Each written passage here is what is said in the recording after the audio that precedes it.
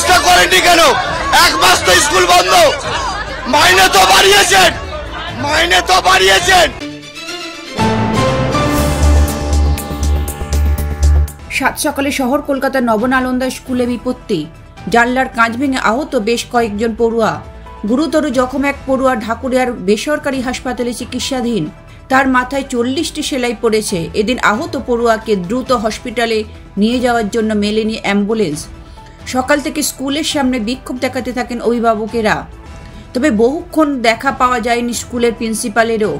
স্কুলে পৌঁছায় পুলিশ। পরে সাংবাদিকদের সঙ্গে কথা বলেন প্রিন্সিপাল। তিনি বলেন, জানলা খোলার সময় যদি কাঁচ ভেঙে পড়ে তার মানে কি রক্ষণাবেক্ষণ নেই? জানলা কি ভাঙতে পারে না? ভেঙে গিয়েছে হয়তো। অবশ্যই এটা দুর্ঘটনা, এটা হওয়া উচিত নয়। অ্যাম্বুলেন্স না পাওয়া প্রসঙ্গে তিনি বলেন, আজই অ্যাম্বুলেন্সের চালক আসতে দেরি করেছে আর এই ঘটনা। অ্যাম্বুলেন্সের চালককে শোকজ করা হচ্ছে। স্কুলের মেডিকেল ইউনিটও আছে বলে জানান তিনি। আসেন বিধায়ক দেবাশিস কুমার। তিনি স্পষ্ট বলেন, স্কুল কর্তৃপক্ষের আরও বেশি সচেতন হওয়া উচিত ছিল। এমন ঘটনা ঘটা উচিত নয়। দক্ষিণ কলকাতার অন্যতম নামী স্কুল নবনালন্দা, সেই স্কুলের প্রার্থনা চলাকালীন আচমকাই ভেঙে পড়ে জানলার আস্ত কাঁচ। এরা ওপরে উঠে গিয়েছিল, আর ক্লাস 8 আর ক্লাস 9 এরা নিচে ছিল। এরা বের করছিল, ওপরে গিয়ে ওরা জানলা খোলার চেষ্টা করেছিল, একটু জোর দিয়ে ওরা নিজেরাই সেটা বলেছে। এবার সিসিটিভি দোষ দেবেন না, আমরা আপনাদের কাছে হাত জোড় করছি, বাচ্চাদের উপরে দোষ দেবেন না। ভুল করছেন ম্যাডাম, বাচ্চাদের উপরে দোষ দেবেন না। আপনি অরিজিৎ স্যারকে বলুন আসতে। আমাদের একটাই দাবি, দাঁড়ান, আমাদের একটাই দাবি, কিন্তু এটা হয়েছে জানলা 3 ইঞ্চি স্ক্রু দেওয়া থাকে চারিদিকে, বাড়ির জানালাগুলো দেখান। কখন দেখবো? কখন স্যার কখন আসবে জিজ্ঞেস করুন আপনারা। এখন তো ফোন আছে, এইখানে জিজ্ঞেস করুন ম্যাডাম, এইখানে জিজ্ঞেস করুন। সময় যদি ভেঙে পড়ে যায় তার মানে কি মেনটেনেন্স নেই? আপনারা কি স্বাস্থ্য পরীক্ষা হয় না? রেগুলার স্বাস্থ্য পরীক্ষা, তার রিপোর্টগুলো নিন, হয় কি হয় না। ফার্স্ট এড বক্স কেন আছে?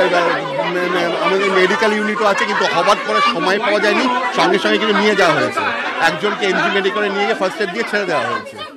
হ্যাঁ, অ্যাম্বুলেন্স তাকে দেরি করেছে, তাকে ডেফিনেটলি শোকজ করা হবে। অ্যাম্বুলেন্সের যেটা পয়সা হয় সেটা কিন্তু তাকে ইয়ে করা হবে। জানলা খুলতে গিয়ে জানলার ভেঙে গেল, তো জানলা কি ভাঙতে পারে না? ভেঙে গেছে হয়তো, ডেফিনেটলি অ্যাক্সিডেন্ট, এটা উচিত নয় হওয়া, কিন্তু একটা কাঁচ ভেঙে পড়ে গেছে। তো সেটা ইয়ে করে জানলাটা খুলতে গিয়ে জানলার কাজটা পড়ে গেছে। প্রেয়ার লাইন যেটা হয়, 2টো ক্লাস করে প্রেয়ার করে, বাকি 2টো ক্লাস ওপরে ওঠে। অসুস্থ হয়ে পড়েছে আঘাতজনিত কারণে। এটা অত্যন্ত দুর্ভাগ্যজনক। আমার স্কুল কর্তৃপক্ষের আরও অনেক বেশি সচেতন হওয়া প্রয়োজন বলে আমি মনে করি। তাদের গাফিলতিরাই পরিষ্কার হয়ে যাচ্ছে। তার কারণ, একটা ছাত্র উঠে গেল কি করে? তার তো এখানে তার সিকিউরিটি আছে, তার ব্যবস্থা আছে। সেহেতু যদি সেই কারণেও ঘটে থাকে, তাহলে সেটাও কিন্তু স্কুল কর্তৃপক্ষেরই গাফিলতির জন্য ঘটেছে বলে আমার মনে হয়। যারা করবেন তো গার্জেনরাই করছেন, আমার তো কমপ্লেন করার নেই। অভিভাবকরা যদি আমাদের কাছে অভিযোগ করেন, নিশ্চয়ই আমরা যথাযথ বাচ্চাদের দোষ দিচ্ছেন কেন? আপনারা মেনটেনেন্স করেননি কেন? মেনটেনেন্সটা করেননি কেন? এক মাস তো স্কুল বন্ধ, মাইনেটা তো বাড়িয়েছেন,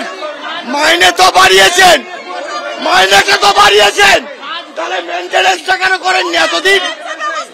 হাতে চুপ করেছিলেন? হ্যাঁ, চুপ করেছিলেন। আপনাদের কি বলছেন? এতদিন মেনটেনেন্সটা কেন করেননি? ছেলেটার যদি কিছু হয় কে দায় নেবে? আপনি দায় নেবেন? সেটা তো আমরা দেখে নিচ্ছি। আমাদের কথা বলুন। আপনি বললেন পাবলিকের সামনে কথা বলুন। একটা জীবন চলে যাচ্ছে, আপনি কথা বলছেন, একটা জীবন চলে যাচ্ছে। বেরিয়ে আসুন, আপনি বেরিয়ে আসুন।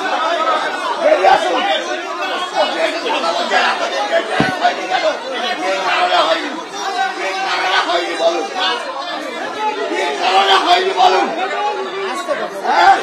জীবন চলে যেতে যাচ্ছে, আপনাদের ব্যুরো রিপোর্ট, লটারি সংবাদ।